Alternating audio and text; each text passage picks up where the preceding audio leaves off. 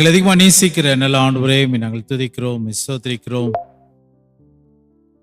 உம்மை நாங்கள் போற்றுகிறோம், மகிமைப்படுத்துகிறோம். எங்களுக்கு முன்பாக வாசிக்க கேட்கப்பட்ட அருமையான நம்முடைய வேத வார்த்தைகளுக்காக நன்றி செலுத்துகிறோம். ஆண்டவரே, நாங்கள் அந்த வார்த்தைகளை தியானிக்கின்ற பொழுது எங்களோடு நீர் இடைப்படும். நம்முடைய மெல்லிய சத்தத்தை கேட்க ஆண்டவரே எங்களுக்கு உதவி செய்யும். இந்த வருடத்தின் நிறைவு ஓய்வு நாளிலே நம்முடைய சமூகத்திலே அமர்ந்திருக்கிற நாங்கள் எங்களுடைய வாழ்க்கையை திரும்பி பார்த்து எங்கள் குடும்பத்தை ஆராய்ந்து ஆண்டவரே நாங்கள் சரி செய்து கொள்ள வேண்டிய காரியங்களை சரி செய்து கொள்ளவும், நம்மிடத்திலிருந்து பெற்றுக்கொள்கிற ஆசீர்வாதங்களை நிறைவாய் பெற்றுக்கொள்ளவும் இந்த நேரத்தை எங்களுக்கு ஆசீர்வதித்தார். என் வாயின் வார்த்தைகளும் எங்கள் அனைவருடைய இருதயத்தின் தியானம் நம்முடைய சமூகத்திலே பிரதியாயிருப்பதாக. ஆமேன். யாவருக்கும் ஆண்டவராகிய இயேசு கிறிஸ்துவின் திருப்பெயராலே வாழ்த்துக்களை கூறி நான் வரவேற்கிறேன். இந்த வருடத்தின் நிறைவு ஓய்வு நாளிலே நாம் அமர்ந்திருக்கிறோம். இந்த வருடத்தை நாம் துவக்குகின்ற பொழுது எவ்வளவு மகிழ்ச்சியோடு எதிர்பார்ப்போடு நாம் ஒரு வேலையை ஆரம்பித்திருக்கலாம். நம்முடைய அருகிலே ஒருவேளை ஒரு சிலர் காணாமல் போயிருக்கலாம். அந்த வாய்ப்பு அவர்களுக்கு கொடுக்கப்படவில்லை. ஆனால் கிருபையாய் ஏதோ ஒரு திட்டத்தோடு ஏதோ ஒரு நோக்கத்தோடு ஆண்டவர் நம்மை இந்த நாளிலே இந்த இறுதி ஓய்வு நாளிலும் வைத்திருக்கிறார் என்றால் நாம் உள்ளத்தின் ஆழத்திலிருந்து ஆண்டவருக்கு நாம் நன்றி சொல்ல அழைக்கப்படுகிறோம். கடந்து போனவைகளை குறித்து நாம் யோசித்துக் கொண்டிருப்போமானால் நாளை தினத்திலே ஆண்டவர் நமக்காக வைத்திருக்கிற ஆசீர்வாதங்களை நாம் இழந்து போவோம். சிறு வயதிலே நான் ஒரு கதை படைத்திருக்கிறேன். ஒரு மனிதன் ரொம்ப கடவுள் அவனுக்கு உதவி செய்ய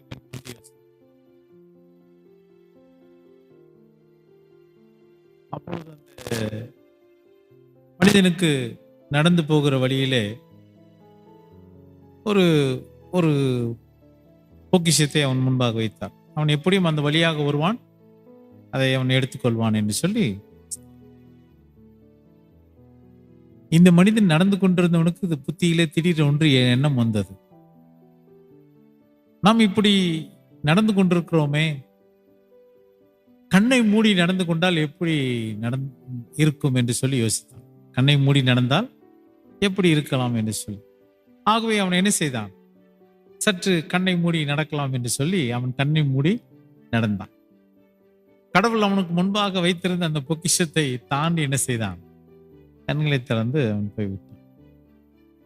சில நேரங்களிலே கடவுள் நமக்கு, ஒருவேளை இது பிப்ளிக்கல் நான் சொல்லல, கதையாக சொல்ல, ஆண்டவர் நமக்கு உதவி செய்ய நினைத்தாலும் நம்முடைய வாழ்க்கை என்ன செய்ய வேண்டும், அதோடு ஒத்து போக வேண்டும். ஆண்டவருடைய அந்த மனநிலையோடு அவருடைய விருப்பத்தோடு நம்முடைய வாழ்க்கையும் ஒத்து போக வேண்டும்.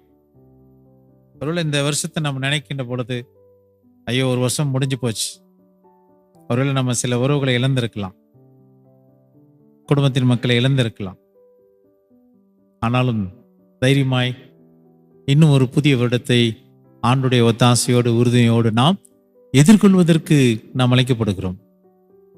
இந்த புது வருடத்திலே ஆண்டவர் என்னை என்ன செய்ய, அவருடைய திட்டம் என்ன, அவர் என்ன விரும்புகிறார், என்னுடைய வாழ்க்கையின் மூலமாக நான் என்ன செய்ய வேண்டும் என்று அந்த ஒரு ஜெபத்தோடு எதிர்பார்ப்போடு நாம் கடந்து செல்லுகின்ற பொழுது அது ஆசீர்வாதமான ஆண்டாக நமக்கு அமையும். அதோடு கூட இன்னும் ஒரு காரியத்தோடும் இந்த புத்தாண்டை நாம் எதிர்கொள்ள வேண்டும். அதை நான் இறுதியிலே சொல்லி நான் முடிக்கிறேன். இந்த நாளிலே நமக்கு கொடுக்கப்பட்ட தலைப்பு ஒரு முக்கியமான தலைப்பு, ஃபேமிலி ஆஸ் ஹீலிங் ஸ்பேஸ். குடும்பம் என்பது குணமாக்கும் இடம், சுகமளிக்கும் இடம், அல்லது என்ன சொல்லலாம், சுகம் கொடுக்கின்ற ஒரு இடம், நாம் வாழ்ந்து மகிழ்ந்திருக்க வேண்டிய ஒரு இடம். குடும்பம் என்பது அப்படிப்பட்டதான ஒரு காரியம். குடும்பம் என்பது மனு குடும்பத்திற்கு ஆண்டவர் கொடுத்த ஒரு பெரிய அருட்கொடை, ஒரு பரிசு. எந்த உயிரினத்திற்கும் அப்படி கிடையாது. குடும்பம் என்பது ஆண்டவர் கொடுத்த ஒரு காரியம், ஆண்டவர் கொடுத்த ஒரு தொடக்கம். ஆகவே அந்த குடும்பத்திலே ஒருவரை ஒருவர் நாம் நேசித்து, ஒருவரை ஒருவர் பாதுகாத்து, ஆண்டவர் நமக்கு வைத்திருக்கிற நியமங்களை நாம் நிறைவேற்ற வேண்டும். நம்முடைய குடும்ப உறவுகளை, மனித வாழ்க்கையை நாம் கட்டி எழுப்புகின்ற ஒரு இடமாக இருக்க வேண்டும். அதுதான் குடும்பம். அப்ப அந்த குடும்பத்துல இந்த பகிர்ந்து கொடுக்கிற காரியங்களை, அதனுடைய முக்கியத்துவத்தை நாம் கற்றுக்கொள்கிறோம். We learn the importance of the sharing. அடுத்ததாக பகிர்ந்து கொடுப்பது மட்டுமல்ல, அன்பு செலுத்துதல், மரியாதை செலுத்துதல், ஒருவரை ஒருவர் மதித்தல். இதெல்லாம் ஆண்டவராகிய இயேசு கிறிஸ்து தன்னுடைய தியாகமான வாழ்க்கையின் மூலமாக நமக்கு கற்றுக் கொடுத்திருக்கிறார். அவர் இந்த பூமியிலே வாழுகின்ற பொழுது அவைகளை நமக்கு கற்றுக் கொடுத்திருக்கிறார். ஆகவே அதை கற்றுக்கொண்டவர்களாக நம்முடைய குடும்ப வாழ்க்கையிலே நாம் ஈடுபடுகின்ற பொழுது, குடும்பத்தில் இருக்கிற ஒவ்வொருவரும் சுகம் பெற்றுக் கொள்ளுகிற இடம். அப்படின்னு என்ன அர்த்தம்? எல்லாரும் நோயாளிகளா? அப்படி இல்ல. மனதளவிலே காயங்களை பட்டு கொண்டிருக்கிற, காயங்களை சுமந்திருக்கிற நம்முடைய குடும்பங்கள், உறவுகள், அப்பா பிள்ளை, மகன், கணவன், மனைவி, எல்லாரும் அந்த உறவில இருக்கின்ற பொழுது அவருடைய அந்த காயங்கள் சுகமாக்கப்பட வேண்டும். அந்த அன்பினாலே, அந்த அரவணைப்பினாலே, கரிசனையினாலே அவருடைய காயங்கள் என்ன பண்ண வேண்டும்? சுகமாக்கப்பட வேண்டும். அது காயம் பெரிதாகாதபடிக்கு அது குணமாக வேண்டும். இந்த அன்பும் அரவணைப்பும் கரிசனையும் இல்லாதபடியினாலே தான் இன்னைக்கு நிறைய மன அழுத்தத்திற்கு உள்ளாகி இன்னைக்கு என்ன பண்ணணும்? அவங்களுக்கு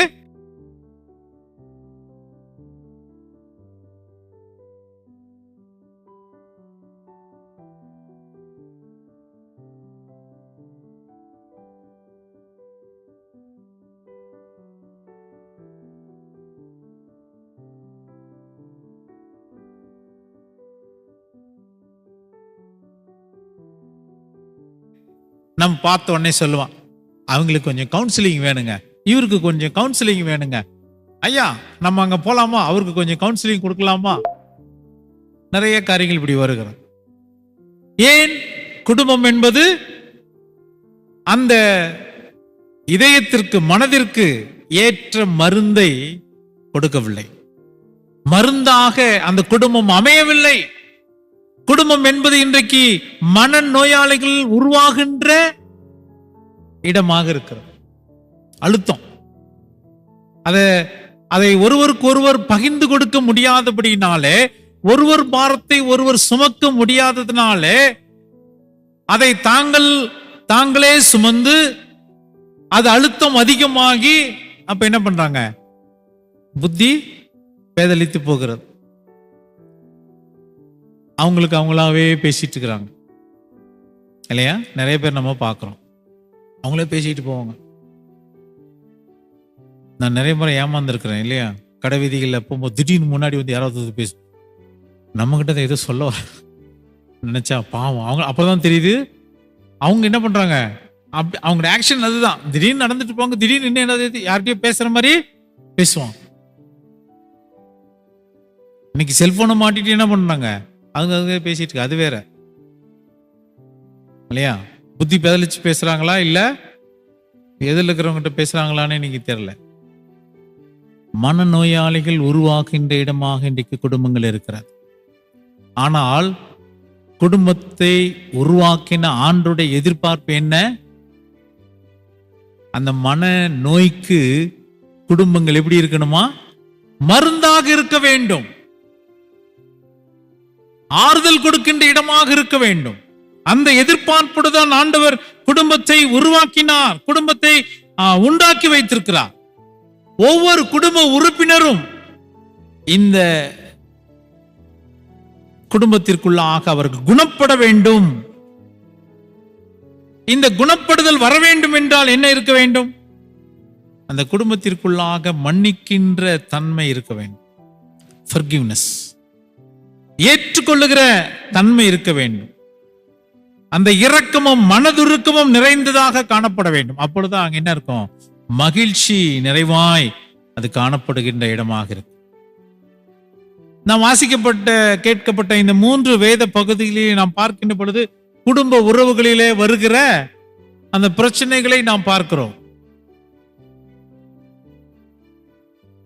எபேசியிலே நாம் பார்க்கின்ற பொழுது பிள்ளைகளே, பிதாக்களே, வேலைக்காரரே, எஜமான்களே, அப்படி படிப்படியாக அவங்க ஒவ்வொருவரும் செய்ய வேண்டிய காரியங்கள். ஒருவேளை இதெல்லாம் நம்ம நிறைய முறை கேட்டோம். நாங்களாம் போல பிள்ளைகள் எப்படி இருக்கணும், பிள்ளைகளுக்கு நம்ம பெற்றோர்கள் என்னெல்லாம் செய்யணும், நிறைய பேசியிருக்கோம். குடும்பத்துல இந்த மன்னிக்கின்ற தன்மை, ஏற்றுக்கொள்கின்ற தன்மை அது இல்லாதனால இன்னைக்கு நிறைய குடும்பங்கள் பிரிந்து காணப்படுகிறது இல்லையா? சொத்துக்காக, ஆஸ்தி, அந்தஸ்து, பதவிக்காக, இதெல்லாவற்றுக்காக என்ன நடக்குதுங்க? பிரச்சனைகள், போராட்டங்கள் எல்லாம் நடக்குது. அதனால பிரிவினைகள் வருகிறது. இது யாருக்கு? முதல் வேத பகுதியிலே நாம் பார்க்கின்ற பொழுது யாக்கோபும் ஏசாவும் அநேக ஆண்டுகளுக்கு பின்பாக சந்திக்கிறார்கள். குறைந்தது 14 ஆண்டுகள் அதற்கு பின்பாக சந்திக்கிறார்கள். சந்திக்கின்ற பொழுது அங்கே நடக்கிற காரியம் என்ன? 7 விசை, 3வது வசனம் 33:3 7 விசை தரை மட்டும் குனிந்து வணங்கி தன் சகோதரன் கிட்ட சேர்ந்தான். யாரு? யாக்கோப் இல்லையா? கொஞ்சமா ஏமாத்தி இருந்தா ரொம்ப ஏமாத்திட்டாரு இல்லையா? குடும்பத்திலே முதல் மகனுக்கு கிடைக்க வேண்டிய ஆசீர்வாதத்தை என்ன பண்ணிட்டாரு? சரி, அது மட்டுமா? கடைசியா அப்பா கொடுக்க வேண்டிய ஆசீர்வாதத்தை என்ன பண்ணிட்டாரு? ஏமாத்திட்டு ஓடிட்டார். ஆக ஒருவர்கிட்ட நம்ம ரொம்ப ரொம்ப நம்ம அப்படியே அடங்கி ஒடுங்கி போறோம்னா என்ன பண்ணுவோம்? நம்ம அவங்களுக்கு விரோதமா ஏதோ ரொம்ப பெருசா செஞ்சிருக்கிறோம். யாக்கோபு 7 முறை உள்ளார். அப்ப அது மட்டும் இல்ல, அந்த பகுதியெல்லாம் பாத்தீங்கன்னா, என் ஆண்டவனே, என் ஆண்டவனே, என்ன வார்த்தைய பாருங்க. ஒரு தம்பி அண்ணன்கிட்ட சொல்றார், என் ஆண்டவனே. நீங்க நம்ம பார்க்க முடியும், தூக்கி போட்டு மீஞ்சிடுவாங்க. என் ஆண்டவனே. அது மட்டும் இல்ல, 10வது வசனத்துல பாருங்க, நான் உம்முடைய முகத்தை கண்டது தேவனுடைய முகத்தை கண்டது போல இருக்கிறது. ஏசா இனிமேல் எந்திரிக்கவே முடியாது. உம்முடைய முகத்தை பார்க்கிறது எப்படி இருக்குது?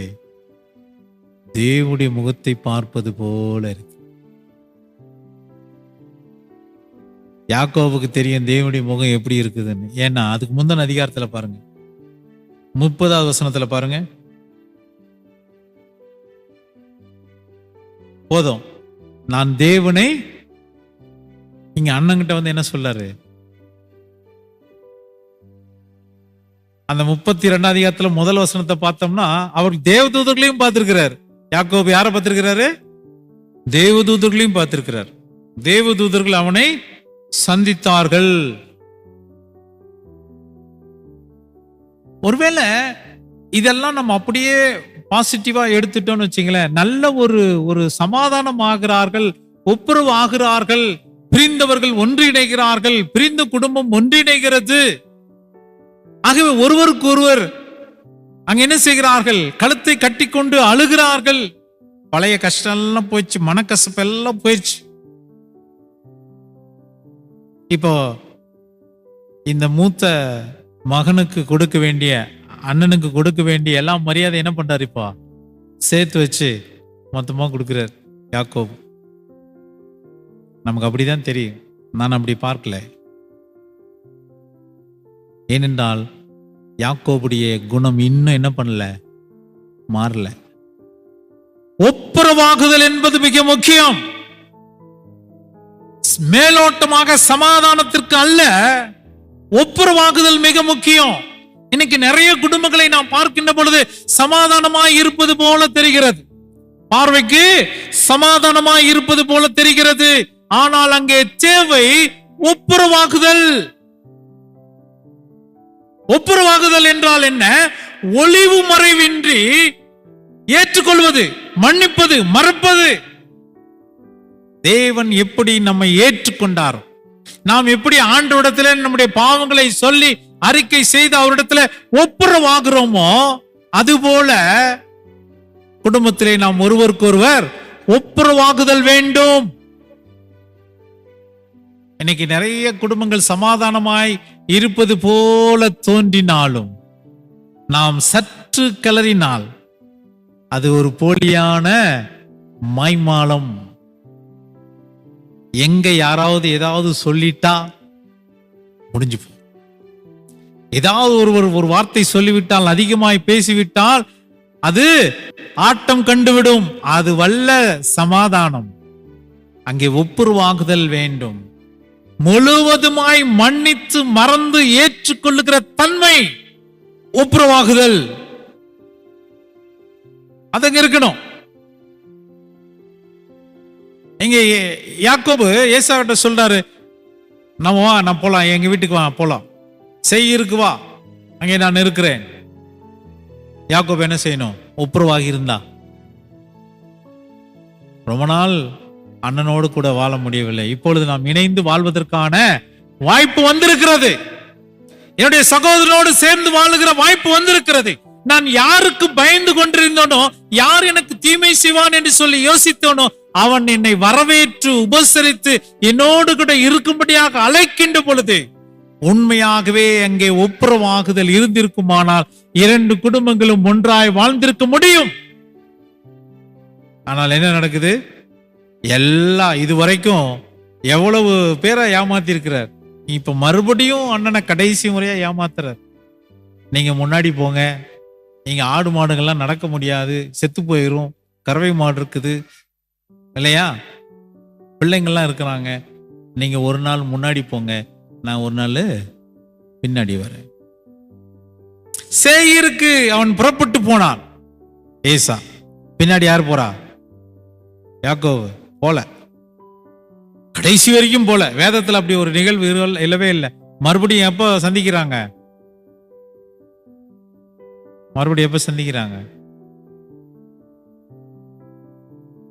எது சொன்னீங்க? பெற்றோருடைய மரணத்துல சந்திக்கிறாங்க. அதுக்கப்புறம் 2 பேரும் சந்திக்கவே இல்லை. பெற்றோருடைய மரணத்திலே சந்திக்கிறவர்கள் மறுபடியும் சந்திக்கவே இல்லை. எங்க போறாரு? சேயீர் தெற்கு பக்கமாக இருக்கிறது. யாக்கோபு போன இடம் வடமேற்கு பகுதியில சுக்கோத்துக்கு போறாரு, அங்கிருந்து சீகேமுக்கு போறார். தொலைவா தள்ளி தள்ளி தள்ளி தூரமா போறார். மறுபடியும் சந்திக்கவே இல்லை. மாய்மாலம், ஒப்புரவாக்குதல். குடும்பம் ஒன்றிணைய வேண்டுமானால், சமாதானமாய் சந்தோஷமாய் மகிழ்ச்சியாய் வாழ வேண்டுமானால், மாய்மாலமான இந்த சமாதானம் ஆகிறோம் அப்படிங்கிறது இல்ல, ஒப்புரவாகுதல் வேண்டும். இன்னைக்கு நிறைய பேர் கடவுளோடையும் சமாதானமா இருக்கிறோங்க, அதுக்கு அடையாளமா ஆலயத்துக்கு வந்துடுறது, ஆராதனைக்கு வந்துடுறது, போயிடுறது, அதோட சரி. ஆண்டவரோடு ஒப்புரவாக்குதல், இதையும் என்ன செய்யணும்? இணைஞ்சிருக்கணும், ஒத்து போகணும். அது இல்லை, அது நடக்கல. புதிய ஏற்பாட்டில் நம்ம பார்க்க ஆண்டவர் ஒரு கதையை சொல்றார். அங்க என்ன நடக்குது?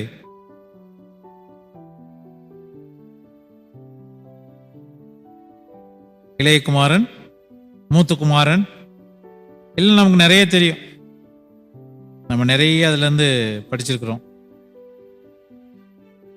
அவன் எல்லாத்தையும் எடுத்துக்கொண்டு போனான், செலவழித்தான், மறுபடியும் திரும்பி வந்தான். அப்பா அவனை ரொம்ப சந்தோஷமா ஏத்துக்கிட்டாரு. பெரிய காரியங்கள் நடக்குது, தடபுடலாக விருந்துகள் எல்லாம் நடக்கிறது. இதெல்லாம் நமக்கு நன்றாக தெரியும். இதோடு இந்த கதை முடிந்து விட வேண்டும் என்று நம்ம நிறைய பேர் நினைக்கிறோம். அவ்வளவுதான். அதுல முக்கியமான ஒருத்தர் இருக்கிறார். யாரு? மூத்த குமாரன். மூத்த குமாரனை நம்ம தொடர்றதே இல்லை. நம்ம யாரும் அவரை தொட விட மாட்டோம். ஏன்னா நம்ம தான் மூத்த குமாரன்.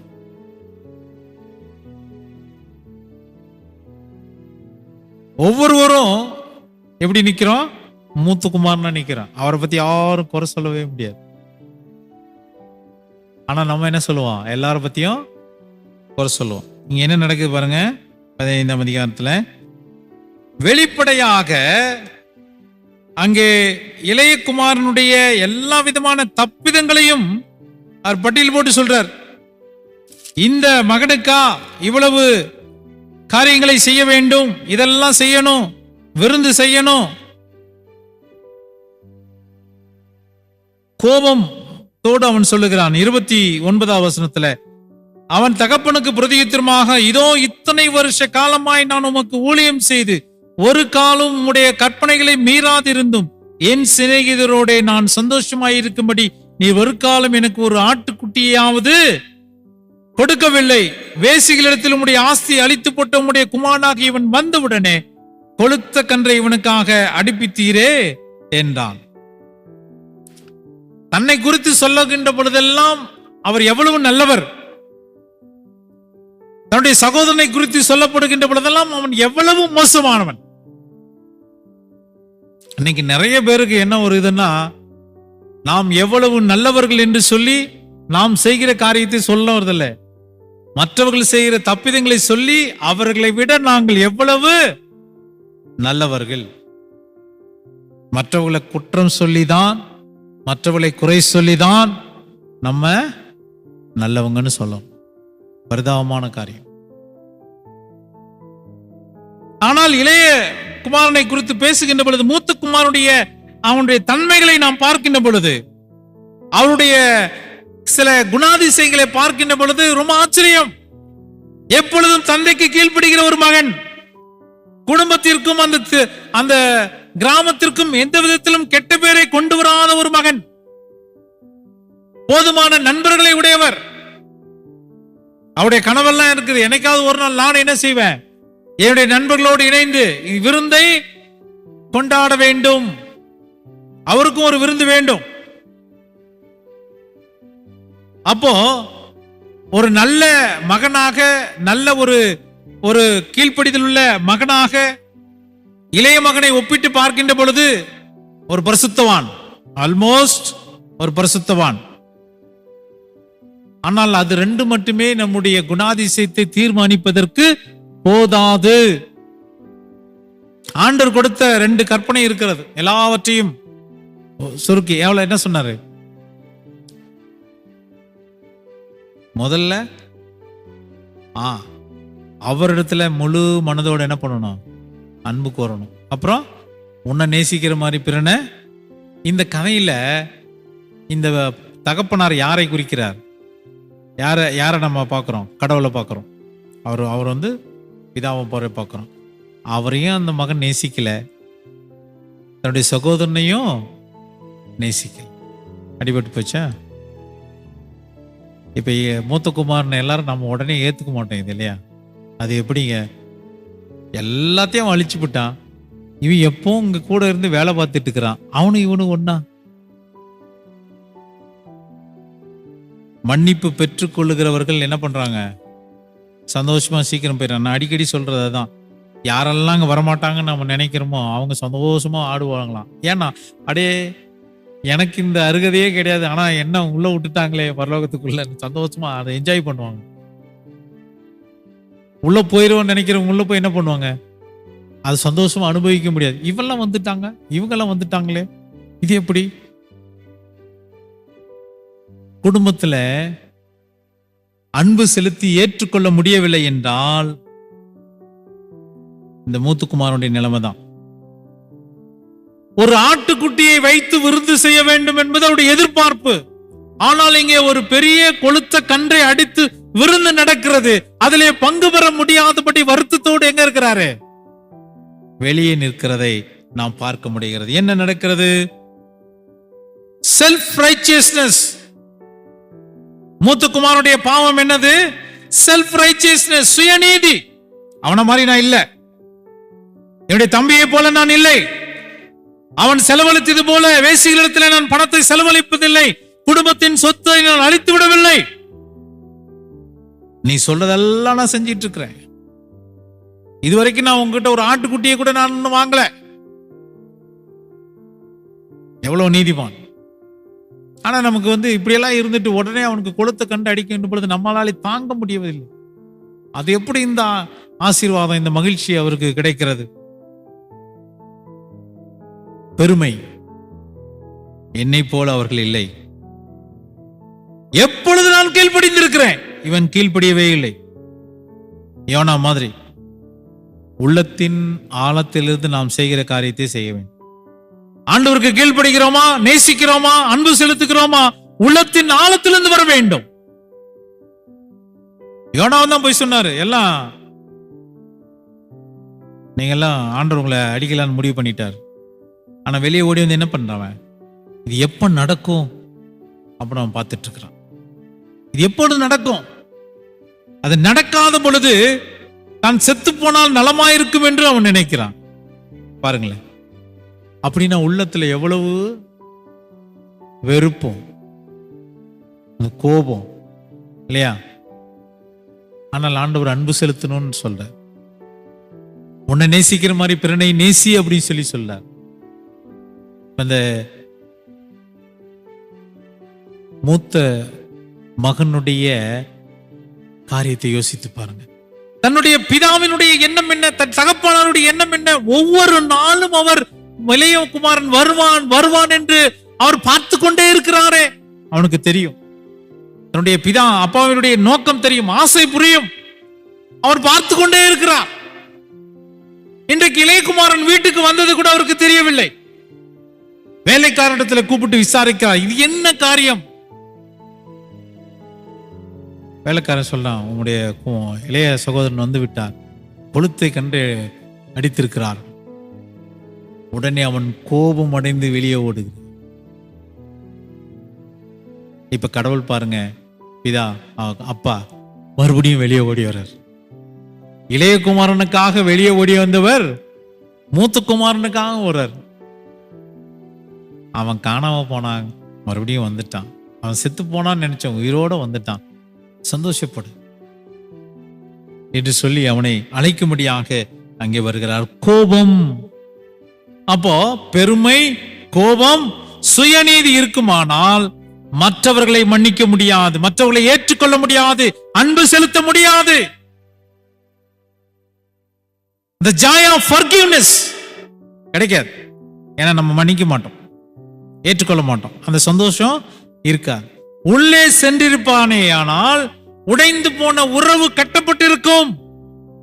தன்னுடைய இளைய சகோதரனோடு முறிந்து போன அந்த உறவு கட்டப்பட்டிருக்கும்.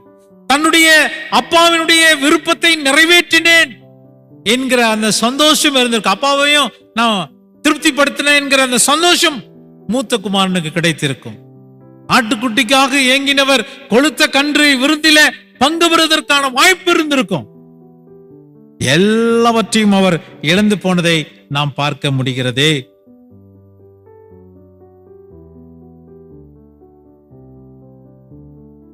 நிறைய நேரங்கள்ல நம்ம கொஞ்சம் லேட்டா உணரும். எந்த ஆசீர்வாதங்களுக்காக அண்ணனை ஏமாத்தினாரோ யாக்கோபு என்ன பண்றாரு, மறுபடியும் வரும்போது நிறைய அனுப்புறாரு முன்னாடி. அப்ப ஏசா கேட்கிறார் இல்லையா, எனக்கு முன்னாடி வந்த இந்த ஆடு மாடெல்லாம் என்னத்துக்கு என்னத்துக்கு?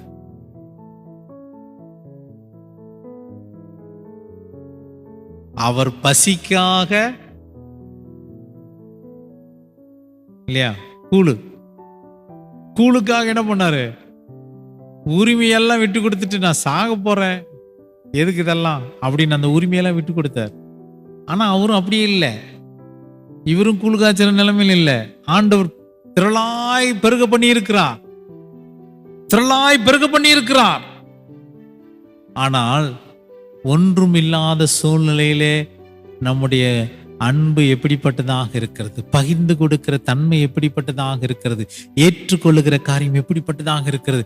இப்ப வாழ்க்கையிலே ஒரு நிலைமைக்கு வந்து விட்டார்கள். இப்பொழுது புரிகிறது, இதெல்லாம் ஒன்றுமில்லை, இதெல்லாம் ஒண்ணு இல்லை. இன்றைக்கு 400 பேரோடு வருகிறார் என்றால் அவருடைய செல்வாக்கு நீங்க யோசித்து பாருங்க. ஏசாவுடைய செல்வாக்கு 400 பேரோடு நிற்கிறார்.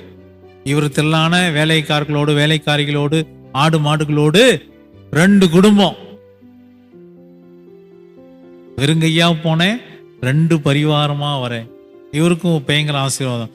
இவர் வேலையாட்கள் இல்லை, அடியாட்களே எவ்வளவு இருக்கிறாங்க? 400 பேர். இப்ப அவங்களுக்கு புரிந்திருக்கிறது, பொருட்கள் என்பது, ஆடு மாடுகள் என்பது, செல்வ திரட்சி என்பது ஒன்றுமில்லை. எது முக்கியம்? இழந்து போன உறவு, அன்பு முக்கியம். இவ்வளவு நாட்களாய் காணாமல் போய்விட்டதே, அந்த அன்பு எங்கே? அந்த உறவு எங்கே? அந்த வாழ்க்கை எங்கே? எவ்வளவுதான் இருக்கிறது எல்லாத்தையும் கொடுத்துட்டாலும் மறுபடியும் நான் அதை பெற்றுக்கொள்ள முடியாது. அந்த சந்தோஷமான வாழ்க்கையை நான் பெற்றுக்கொள்ள முடியாது. இழந்து போனது தான். இந்த சகோதர வாழ்க்கை 14 ஆண்டுகள் இழந்து போனது தான். இப்ப அதுக்கு ஈட ஆடு மாடெல்லாம் கொடுத்து என்ன பண்ண முடியாது? அந்த சந்தோஷத்தை மறுபடியும் பெற்றுக்கொள்ள முடியாது. என் இளைய சகோதரன் சொத்துக்களை எல்லாம் அங்கே போகடிச்சாலும் மூத்த குமாரனிடத்துல 2 பங்கு சொத்து இருக்கிறது இல்லையா? வேதாம வழக்கத்தின்படி மூத்த குமாரனுக்கு எத்தனை பங்கு கொடுக்கணும்? 2 பங்கு கொடுக்கணும். இளைய மகன் அளித்தது கொஞ்சம்தான். இங்க எங்க இருக்குது? இன்னும் நிறைய இருக்கிறது. சொத்துக்கள் நிறைய இருக்கிறது, ஆனால் எங்கே இடம் இல்லை. எது இல்லை? மூத்த குமாரனுடைய உள்ளத்துல அன்பு இல்லை, ஏற்றுக்கொள்ளுகிற மனப்பக்குவம் இல்லை. அது இருந்தா என்ன பண்ணிருக்கலாம்? மகிழ்ச்சியா இருந்திருக்கலாம், சந்தோஷமா இருந்திருக்கலாம். இன்னைக்கு குடும்பங்களில எப்படிப்பட்டதான காரியங்களுக்கு இந்த பிரிவினைகளை வைத்துக் கொண்டு நிறைய பேர் விளையாடுறாங்க. கல்யாணமான பொண்ணுக்கு என்ன அட்வைஸ் கொடுக்குறாங்க? மகளே, போன உடனே என்ன பண்ணிரு, மாப்பிள்ளைய முந்தானில முடிச்சிரு. பையனுக்கு என்ன அட்வைஸ் கொடுப்பாங்க? மகனே, ஆரம்பத்திலே உற்றாத. வேதத்தின் அடிப்படையிலே நாம் பிள்ளைகளுக்கு சொல்லி கொடுக்கின்ற பொழுது இவங்க முந்தானையிலையும் முடிய தேவையில்லை, அவங்க ஆரம்பத்திலேயே கண்ட்ரோல் பண்ணி வைக்க தேவையில்லை. கடவுள் பயம் உள்ள, பக்தி உள்ள கணவன் மனைவியாக நாம் வாழ்ந்திருக்க முடியும்.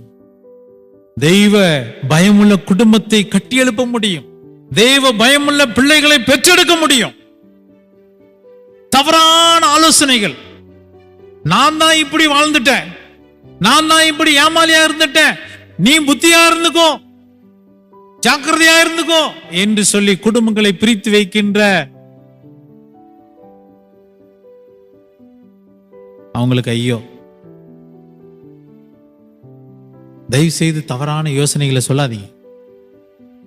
ஜெபம் பண்ணுங்க. தயவு செய்து ஆலோசனை சொல்றதை விட்டுட்டு ஜெபம் பண்ணு இல்லையா?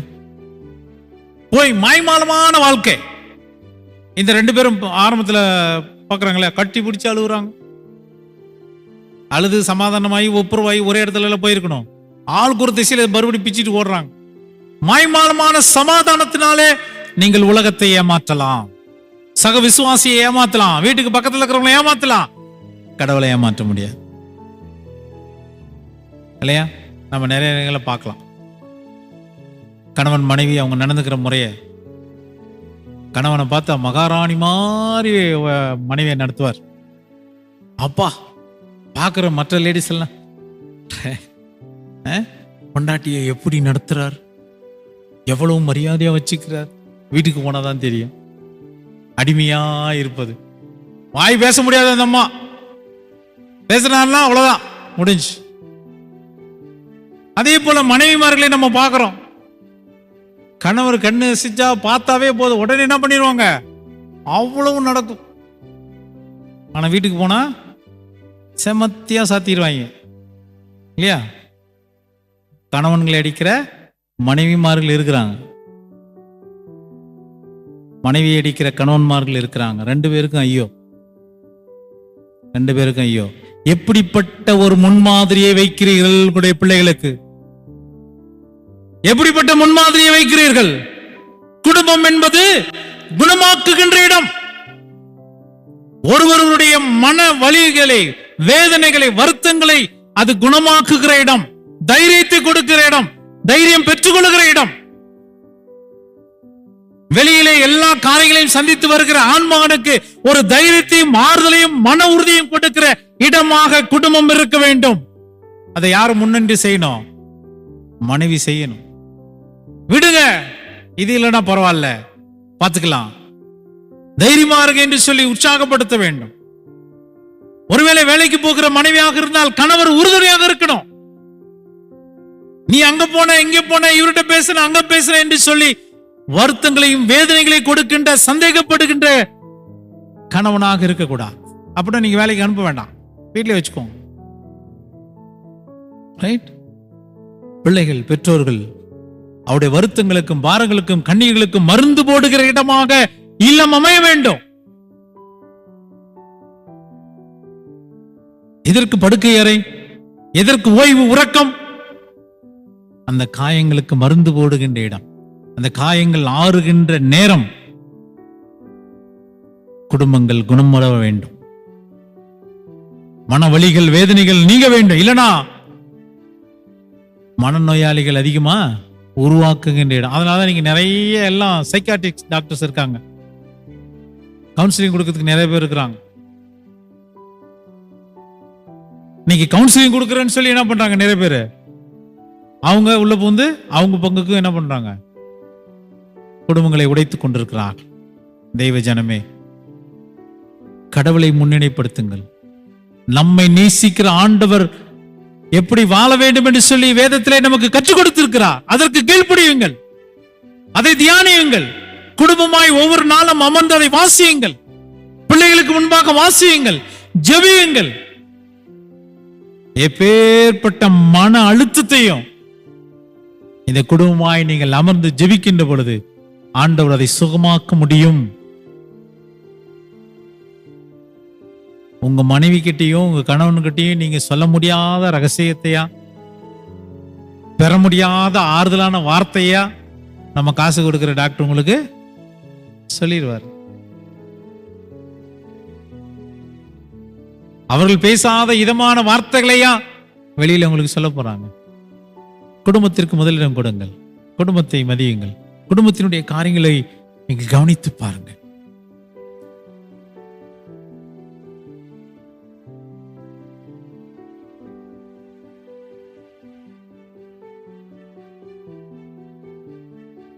குடும்பம் என்பது ரொம்ப ரொம்ப முக்கியம். நேற்று தினத்திலே நாங்கள் எங்களுடைய நைட்டில் குவைட் டைமில் நாங்கள் படிக்கின்ற பொழுது குடும்ப ஜெபத்தில் நாங்கள் ஒரு புத்தகத்தை ஃபாலோ பண்ணுகிறோம். ஒருவேளை நீங்களும் வாசித்துவோம், அமேசானில் இருக்குது. மிஸ்டர் அண்ட் மிஸ்ஸஸ் புக்கு பேரு மிஸ்டர் அண்ட் மிஸ்ஸஸ் 365 நாள் தியான புத்தகம்.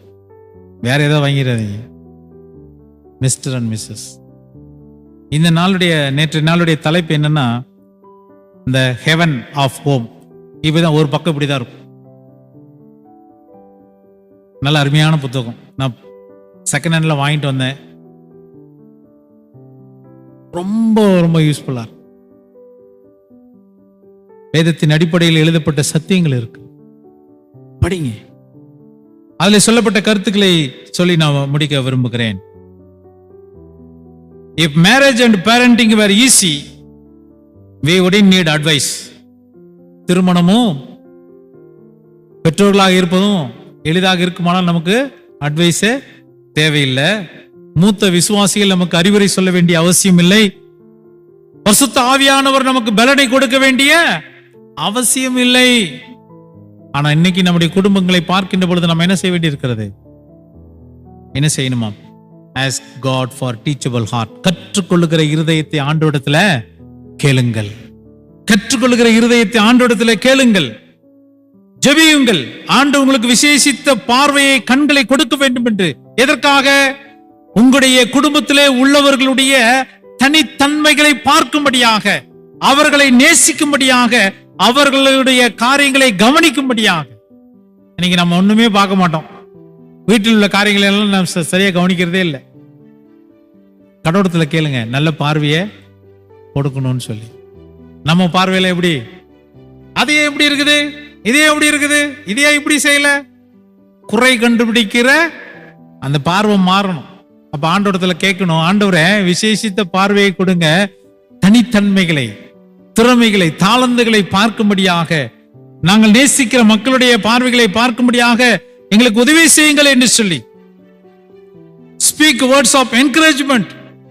ஆறுதலான உற்சாகம் உள்ள வார்த்தைகளை பேசுங்கள். குடும்பத்தில் ஒருவருக்கு ஒரு உற்சாகப்படுத்துங்கள். சோர்ந்து போய் வருகிறார்களா? உற்சாகப்படுத்துங்கள். ஆண்டுடைய வார்த்தையை சொல்லுங்க, உற்சாகப்படுத்துங்க, தைரியப்படுத்துங்க. Practice respect. Practice respect. கணவனை மதியுங்கள், மனைவியை அன்பு செலுத்துங்கள். இல்லையா? கணவனை அடிக்கிறதோ மனைவியை அடிக்கிறதோ இது கடவுள் பிள்ளைகள் செய்கிற காரியம் அல்ல. உங்களுக்கு ஐயோ. உங்களுடைய அன்பினாலே உங்களுடைய இல்லத்தை கட்டி எழுப்புங்கள். அதை பார்க்கிற மற்றவர்களும் அதற்குள்ளாக வரும்படியாக. உங்களுடைய அன்பினாலே உங்களுடைய குடும்பத்தை ஒரு சரணாலயமாக மாற்றுங்கள். எல்லாரும் அன்பை தேடி வருகிறது போல, தண்ணீரை தேடி பறவைகள் வருகிறது போல, அன்பை தேடி வருகிற குடும்ப மக்களுக்கு உங்களுடைய இல்லம் வந்து சரணாலயமாக மாறட்டும். இந்த உலகமானது மிக கடுமையானது, குடும்பத்திற்கு விரோதமானது. இந்த விரோதமான உலகத்துல, கடினமான உலகத்துல உங்களுடைய அன்பினாலே உங்களுடைய குடும்பத்தை ஒரு சரணாலயமாக மாற்றுங்கள். A home that's filled with Jesus' love is a light in the darkness. இயேசுவின் அன்பினாலே நிறைந்த குடும்பமானது இந்த உலகத்துல, இருள் நிறைந்த உலகத்துல வெளிச்சமாய் இருக்க வேண்டும். நம்முடைய இல்லம் மாய்மாலமான தோற்றத்தை காட்டி இந்த குடும்பமால அப்படி இல்லை, இருளிலே பிரகாசிக்கிற குடும்பமாய் இயேசுவின் அன்பை பிரதிபலிக்கின்ற குடும்பமாக இருக்க வேண்டும். அது எப்படி மற்றவர்கள் கண்டுகொள்வார்கள்? Your words and your action will display your testimony. நம்முடைய வார்த்தையும் நம்முடைய செயல்பாடும் நம்முடைய சாட்சியை விளங்க பண்ணும். நம்ம சுற்றி பார்த்து கொண்டே இருக்கிறார், நம்மை சுற்றி பார்த்து கொண்டே இருக்கிறார்.